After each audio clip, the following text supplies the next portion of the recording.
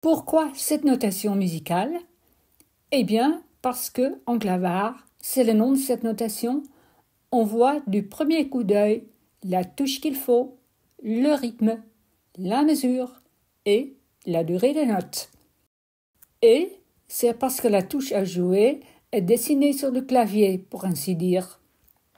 C'est astucieux. Le résultat? Vous ne vous trompez plus jamais.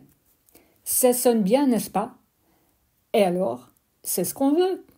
Faire de la musique, au lieu de se perdre dans un labyrinthe. Et voici le secret. Quand il faut jouer une touche noire, un rond noir fermé est placé sur la ligne verticale et sur ce qu'on appelle la queue de la note. Et donc, pour une touche blanche, il y a un rond blanc ouvert entre la ligne noire sous la queue de la note.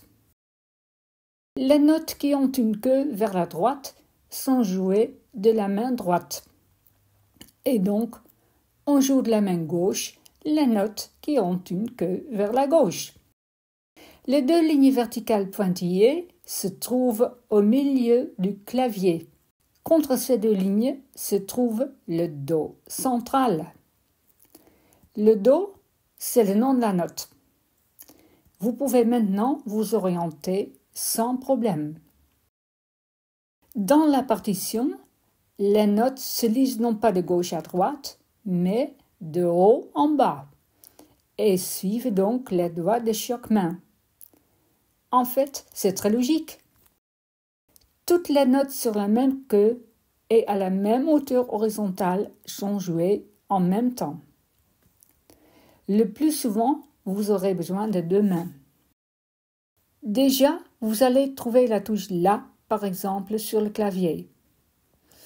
Faites le test et trouvez la touche La sur votre clavier. Enfoncez la touche. Mettez le film en pause maintenant. Écoutez ce que vous devriez entendre. Bien sûr, on peut faire la même chose avec plusieurs touches à la fois.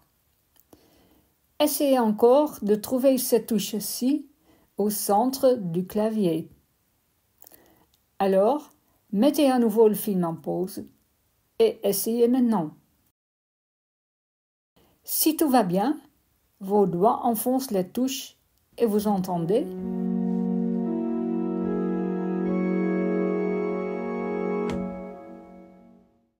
Voilà, en 3 minutes d'explication, vous êtes capable de trouver chaque touche qui correspond aux notes d'une partition. Comme j'ai dit, grâce à la notation musicale clavar, vous ne vous trompez plus. C'est génial! 2 signes suffisent. Pour savoir la durée de la note, nous ajoutons encore 2 signes. Le signe de silence et le point de continuation. Voici comment cela fonctionne. Une note se fait entendre jusqu'à ce qu'il y ait un signe de silence ou bien jusqu'à ce que la note suivante pour la même main se présente.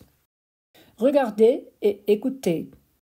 Jouez le Ré et maintenez-le jusqu'au signe de silence. Jouez le Fa et relâchez-le dès qu'il faut jouer le Si. Maintenant, nous allons aborder le problème de savoir quand il faut maintenir le Fa alors que le Si ou d'autres notes sont ajoutées. Dans ce cas, un point de continuation est placé sous le Fa au niveau des notes ajoutées. Donc, on ne joue pas le Fa de nouveau, mais on le garde enfoncé.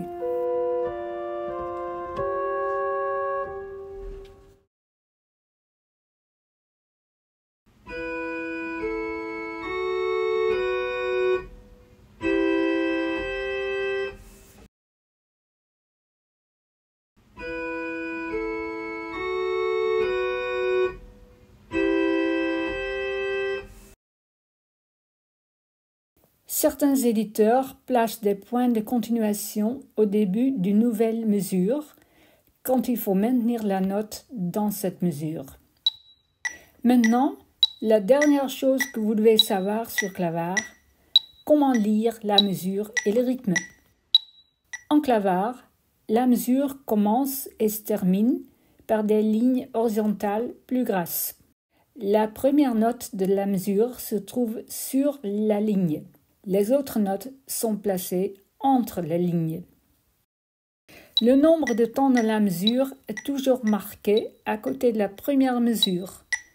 Ainsi, la première ligne horizontale d'une mesure est le premier temps de cette mesure.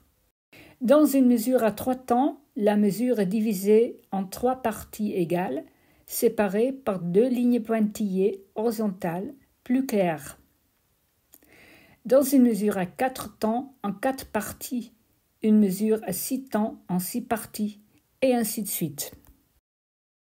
Le rythme de la musique est donc extrêmement facile à lire et découle également de la suite des notes dans une mesure. Le terme note noire de la notation musicale traditionnelle est tellement courant que même en clavar on l'utilise, mais généralement il s'agit d'une note qui dure un temps entier.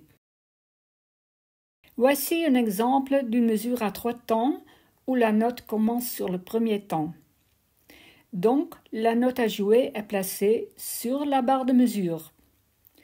Dans la deuxième mesure, une note est ajoutée sur le demi-temps. Sous le mi de la première mesure, vous voyez un point de continuation. Donc, il faut maintenir cette note. Et encore un exemple où il n'y a pas de point de continuation sous le mi. Maintenant, la même chose dans une mesure à 6 temps. Mais au 3e temps et au 6e temps, une note est ajoutée. L'accord de la main gauche est donc maintenu pendant 6 temps. On l'attaque de nouveau sur le premier temps de la mesure suivante. Et voici ce que vous entendez.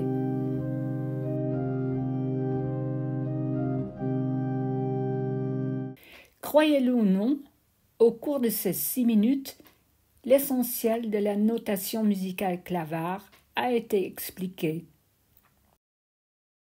Enfin, écoutez ce petit morceau de musique et essayez de reconnaître ce qui a été expliqué. Pour ceux qui connaissent la notation musicale traditionnelle, ce morceau contient si dièse. C'est en fa dièse majeur.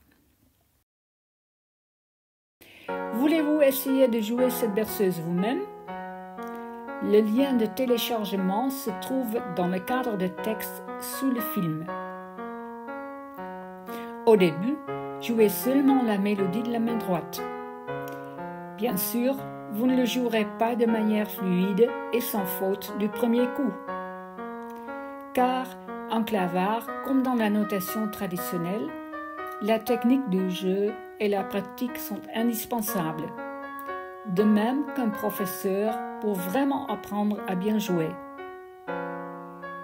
Mais le grand avantage du clavar, c'est pas de problème de lecture avec les clés, les dièses, les bémols, etc.